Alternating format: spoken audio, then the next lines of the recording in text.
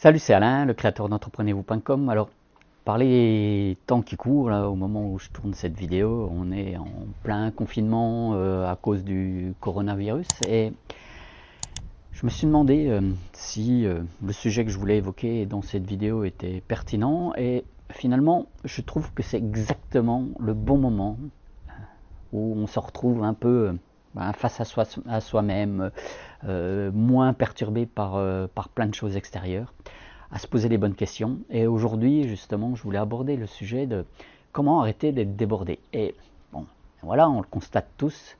Par le biais de ce confinement, tout d'un coup, la plupart des personnes qui travaillent à la maison ou qui font en sorte de moins sortir, de moins se faire accaparer par des obligations extérieures, là, découvre qu'on a plus de créativité, que finalement on a peut-être plus de temps pour échanger avec sa famille, s'occuper aussi des autres, de prendre plus soin de ce qui se passe chez les autres, même si on ne se voit pas physiquement.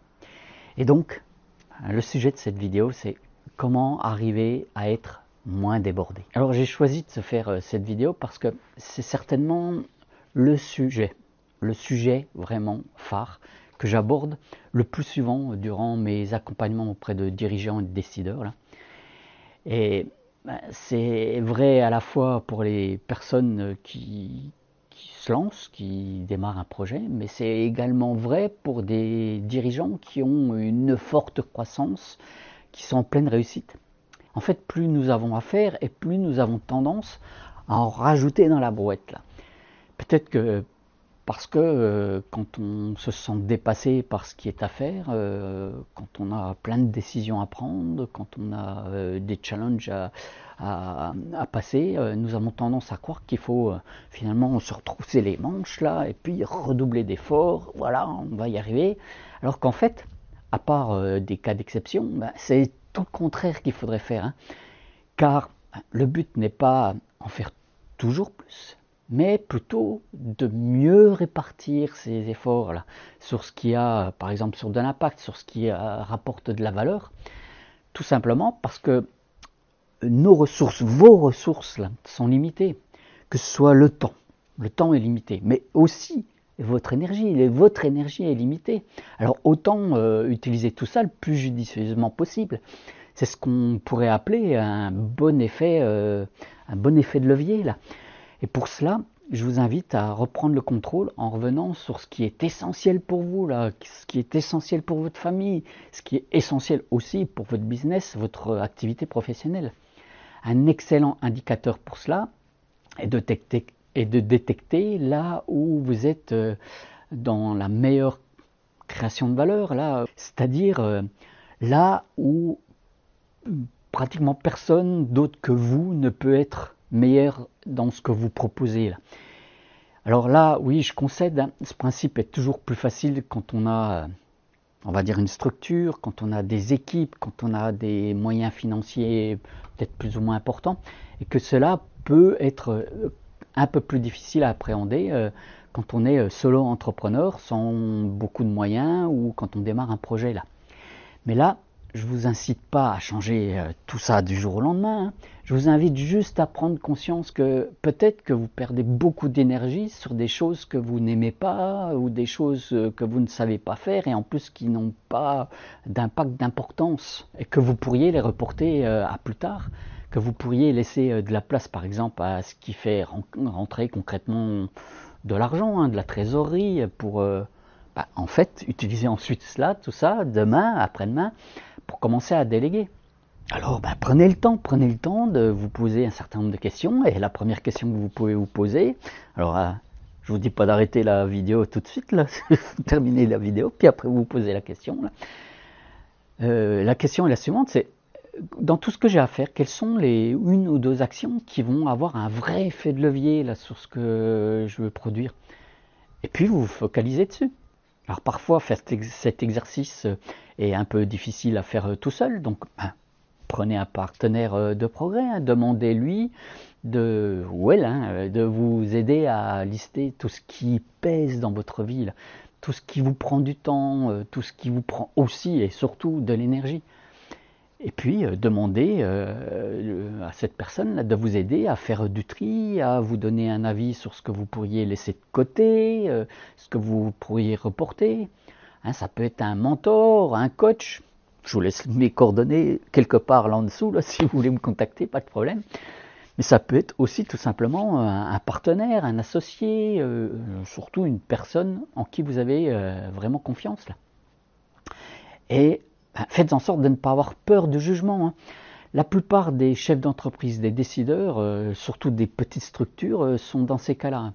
J'ai repris des chiffres de l'Institut à Maroc qui a fait ressortir que 18% des dirigeants présentent un risque de burn-out aujourd'hui. Et dans certains métiers, par exemple les artisans ou les experts, ça monte au-delà de 30%.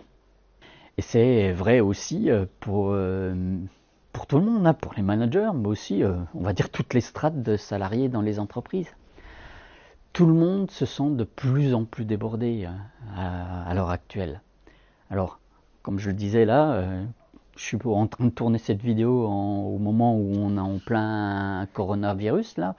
Donc, c'est peut-être un tout petit peu moins vrai sur cette période-là, mais globalement, on est quand même dans une époque où tout le monde est débordé, surbooké, et tout simplement parce que nous sommes tous alimentés aussi bien par de la technologie que par les médias, par une surinformation, et que le genre humain et surtout notre cerveau n'a pas été construit pour ça, n'a pas été habitué à ça. C'est d'ailleurs pour cela que je vous invite à mettre en place de nouvelles routines qui vont vous inciter à reprendre le papier et le crayon. Là. Et c'est exactement ça que je vous propose dans cette période de confinement. Pour celles et ceux qui me connaissent, hein, cela peut être vraiment contradictoire avec mon côté geek. Hein. Moi, j'ai une formation d'informaticien à la base, là, et pourtant, depuis pas mal de temps, là, quelques mois, je prône le retour du papier-crayon pour ralentir la folle frénésie liée au digital.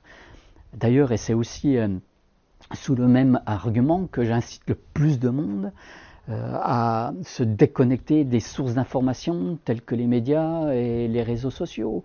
Là, on est en plein moment anxiogène à cause de la maladie, ce virus qui est en train de bloquer la Terre entière. Là. Si je regarde constamment la télé, c'est sûr que je vais stresser, que je vais m'inquiéter, que je vais psychoter pour moi, pour mes proches, pour mon business. Mais en profitant de cette période pour se poser, préparer la suite, construire par exemple de nouvelles offres, ou pour réfléchir à ce qui pourrait être amélioré, à se former en lisant, en suivant des formations. C'est pour ça qu'il est important dans la démarche que je vous propose de regarder cette notion d'effet de levier, là. Mais aussi tout ce qui vous plombe, tout ce que j'appelle moi les aspirateurs d'énergie et d'espoir. Là. C'est tout ce que vous faites alors que vous n'aimez pas faire, tout ce que vous ne savez pas faire, c'est là-dedans que vous y laissez votre énergie, que vous gaspillez vraiment votre temps, en essayant de faire par contrainte, en essayant de faire par obligation, que vous y passez des plombes et des plombes et des plombes, en traînant des pieds, en n'étant pas très motivé, et puis bien sûr, ça n'avance pas. C'est normal, ça vous gave. Au détriment, bien sûr, de ce qui pourrait vous rapporter de l'énergie, de ce qui pourrait créer de la valeur, dont je parlais au début de cette vidéo-là. Et souvent, dans ces cas-là, c'est une peur que vous avez. C'est la peur de la perte de contrôle. Vous n'aimez pas, et vous ne savez pas faire, par exemple, de la gestion. Vous n'aimez pas ou ne savez pas bien gérer vos emails. Vous n'aimez pas ou ne savez pas bien rédiger vos offres correctement. Mais vous avez tendance à vous dire, je ne peux pas faire ça à quelqu'un d'autre parce que c'est mon job de patron, de manager, de décideur. C'est à moi de le faire. Mais c'est antiproductif. Alors, il faut peut-être arrêter de vouloir garder le contrôle.